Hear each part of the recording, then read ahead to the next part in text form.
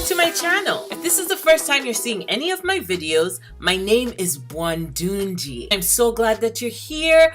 Welcome, welcome, welcome. At the end of this video, I will have something for you, so stick around. In today's video, I'd like to have a conversation with you about what happened to me yesterday. I had an interesting encounter with a young woman from Algeria who was riding the bus at the same time that I was. I needed to go downtown, got on the bus. She said hi at the bus stop and we had a short conversation. Then she got on the bus and patted the seat next to her. Friendly invitation.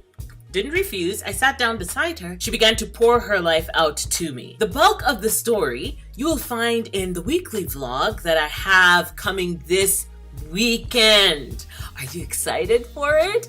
I know I am, and it informs sort of the basis of what I learned about writing from this particular encounter with this person. As we sat together on the bus, she began to tell me about the things that were happening in her life. And I just couldn't imagine how someone would take something that is so private, that is so intimate, and share that information with a stranger you've barely known 5-10 minutes. And I thought, what could her motivations possibly be? If I was the one who was writing the story of Bwandunji on the bus with a young Algerian woman who's telling her the story of her recent life, what would the motivation be? I found myself in this situation that was out of my comfort zone, that at a point in time during the story I felt was unsavory. I kept asking myself, if I wrote a character like this one, what would this character say and do next? What would their next steps be? She was on her way downtown to find a phone that she'd lost. My stop came up before hers and I gave her phone number and I left the bus. Having this conversation afterwards with Bathan about what my experience had been with this young lady on the bus and the story that she told me, I realized that I had not done what other people regularly do, which is self-preserve. They get themselves out of what they believe is an unsavory space. They have ways and means of doing this, which I am not equipped with, because I keep finding myself in situations with people with mental health problems who latch on to me. And this is not to say that it happens all the time, but it happens frequently enough to know that it's an issue. I got to thinking about some of the people who've told stories where they've had to expose themselves to unsavory characters and unsavory situations in order to tell a compelling story. The first example that I can think of is the movie True Story that starred James Franco, where he played this character called Chris Longo. It's a true life story. The man kills his family and then flees to Mexico, takes the name of a New York Times reporter whose stories he enjoyed. The story is about Michael Finkel. He's actually the protagonist, but he's having this experience of talking to Christian Longo about the crime that was committed. And Christian Longo is trying to convince him that he's not the one who killed his family. That is the first person that I thought of. If you have not watched the movie, try and see whether you can watch it to see how this reporter's life got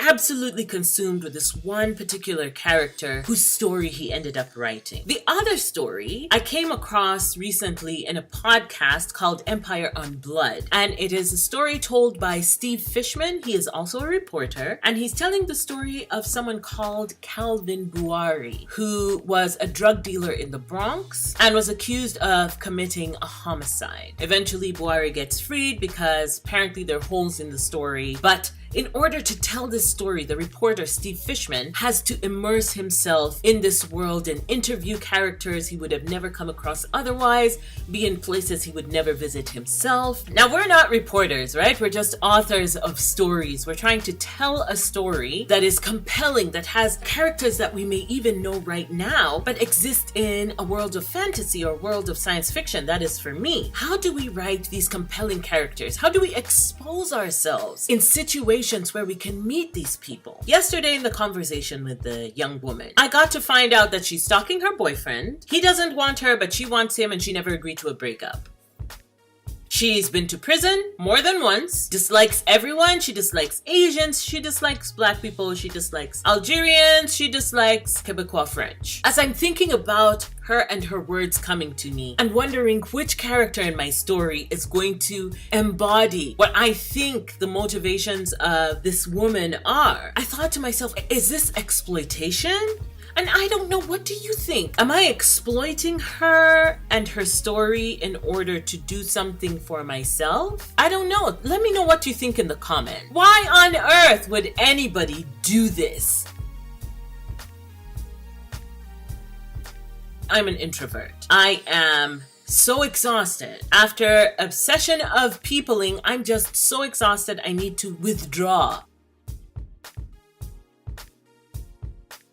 I want to have rich characters. Part of me wants to study the human condition. I want to study a person. What motivated this young woman to tell me so much of her story, to expose the fact that number one, she's stalking her boyfriend. Number two, she's been in jail. Number three, she has a TBI. If I was an unsavory character, I could have taken advantage of this girl. She showed me her credit cards, handed it to me and said, "What do you think about this?" But I want to learn how to write rich characters who are having strange experiences that can draw you in, suck you into their lives as they struggle with stuff and as they journey from not knowing something or having a particular idea of themselves in the world to going through something that increases the pressure on their lives to the end where their lives are changed, their opinions are different. Are they better? Are they worse? We don't know. But this is what has happened. This is how the character has grown. I'm very, very interested in writing characters like that. I could not imagine everything. I could not read about everything. I could not have imagined that someone would be so free to tell me that they had been to jail. Why have you been to jail? I stole something. Like it didn't even matter. Like there was no idea that the thing that she did was wrong, or she didn't even remember what it is that she'd stolen, which made me sort of hold my bag closer to myself because I'm human. I feel bad for saying it, but I did. I held my bag closer. I couldn't have imagined someone telling another person that just on the bus. Known me 5 minutes. Sometimes you just never know when it is that you'll expose yourself to somebody who will help your writing career, who will give you information that you didn't know you needed, who will introduce you to someone who will find you a publishing deal or get you an agent. You never know how many serendipitous meetings you may have in coming into contact with people you have never met before. In a nutshell, what I have learned about writing is that sometimes I need to expose myself to situations that I normally wouldn't, to people who I normally wouldn't, to allow myself to have an experience in this world that will help me craft characters who have bits and pieces of the different people that I meet, put them together and see how compelling I can make a character. What is your experience? Where do you go to find inspiration for your characters? Where do you go when you feel like your characters keep sounding the same? They speak the same, they understand the world the same way, and you want them to be completely different. Where do you go for inspiration to write a character you've never heard of before? Just let me know in the comment section below. Now, I promised that at the end of this video, I would give you something. If you go to masterclass.com and sign up using the link that I have in the description box below, you will get 1 month free on that platform, and I will get 1 month free. Masterclass is an amazing platform where you can go to learn so many things from industry professionals who have done this thing multiple times and know what they're doing. I am currently taking a class with Shonda Rhimes, who is a writer for television. And even though I'm not writing for television, I want to learn the lessons that she has learned through her writing career. She has some encouraging things to say. For example, don't call yourself an aspiring writer. You are a writer if you write. You're already a writer. So that is what I have for you. The link is in the description box below. Go ahead and click it. 1 month for you, 1 month for me. Don't look for circumstances where you're going to be harmed. Please take care of yourselves, but try and see how it is that you can expose yourself, expose your mind, expose your body to situations that you haven't yet been in before in order to help you craft characters and worlds that are compelling. I will see you in the next video. Don't forget, there's a writing vlog coming up. If you have not yet subscribed, please go ahead and subscribe. The subscribe button is down here. Click the bell icon so that you can get notifications every time I upload a new video. And I will see you in the next video. Take care of yourselves. Bye!